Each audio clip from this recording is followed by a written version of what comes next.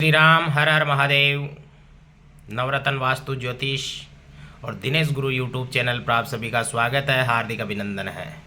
अभी जो चल रहे हैं वो पितृपक्ष चल रहे हैं और पितृपक्ष में अपने पितरों का, अपने पूर्वजों का आशीर्वाद लेना ना भूलें, क्योंकि अगर हम हमारे पूर्वजों को याद करने से वंचित रहेंगे तो हमारे कुल में वृद्धि नहीं होगी, हमारा कुल जो है विनाश की ओर अग्रसर होगा।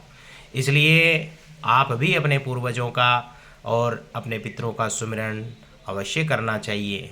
चाहे आप गया में जाके श्राद्ध करके आ जाएं या कहीं पर भी जाकर अगर आप श्राद्ध करके आ जाते हैं, फिर भी आपके अपने पूर्वजों को याद करना ही पड़ेगा।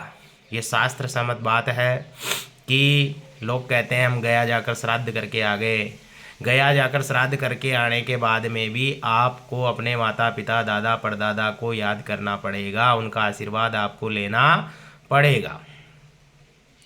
अभी जो 16 दिन के पितृपक्ष चल रहे हैं, पितरों के जो राजा है वो अरमया हैं और पितरों के राजा का भी सुमिरन करना चाहिए, क्योंकि ओम अरमये नमः, ओम अरमया नमः इस प्रकार बोलना चाहिए।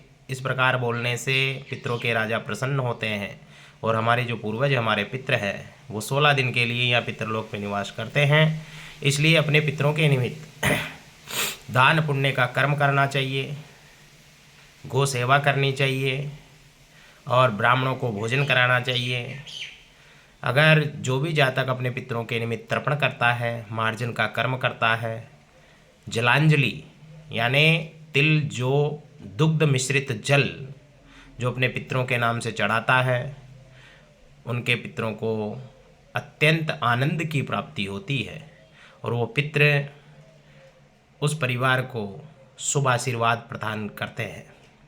चाहे आपका किसी भी प्रकार का कार्य हो, बनता बनता बिगड़ रहा है, तो आपको हमेशा अपने पितरों को याद करना पड़ेगा। जो भी जातक अपने पितरों के निमित्त कुछ भी कर्म करता है, वो अपने पितरों को समर्पित होता है। पितृ प्रसन्न होकर के उस परिवार पर उनका शुभ आशीर्वाद प्रदान करते हैं। पितृपक्ष में जो है आप तीर्थ में जाकर के अपने पूर्वजों के निमित्त तर्पण कर सकते हैं। तीर्थ में आपका जाना नहीं हो तो आप अपने घर में ही किसी विद्वान ब्राह्मण को बुला करके अपने पितरों के निमित्त तर्पण अवश्य कराएं, क्योंकि तर्पण कराने से पितृ तृप्त होते हैं। इसलिए इसको कहा है तर्पण। तर्पण कराने से ही पितृ तृप्त होते हैं। इसलिए अपने पितरों के निमित्त तर्पण अवश्य कराना चाहिए।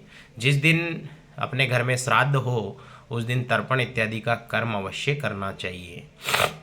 और जो भी जातक करता है उसके घर में आनंद की प्राप्ति हो जाती है, उसके वंश में वृद्धि होती है और उसके घर में किसी भी प्रकार की कोई कमी नहीं रह जाती है। इसलिए आप भी अपने पूर्वजों के निमित्त श्राद्ध करें, क्योंकि श्रद्धा ही श्राद्ध है। अगर आपके मन में आपके पूर्वजों के प्रति कोई श्रद्धा नहीं है तो फिर वो श्राद्ध हो ही नहीं सकता। इसलिए पहला भाव क्या है कि अपने पूर्वजों के प्रति आपको श्रद्धा रखनी पड़ेगी। जब आपके मन में श्रद्धा होगी तब ही श्राद्ध हो पाएगा।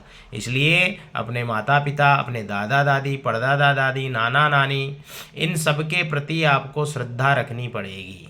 और जब इनके प्रति आपकी श्रद्धा होगी तो श्रद्धा ही श्राद्ध होता है। फिर यथापूर्वक श्राद्ध करें और ब्राह्मण भोजन अवश्य कराएं। जय जय श्री सीताराम, हर हर महादेव।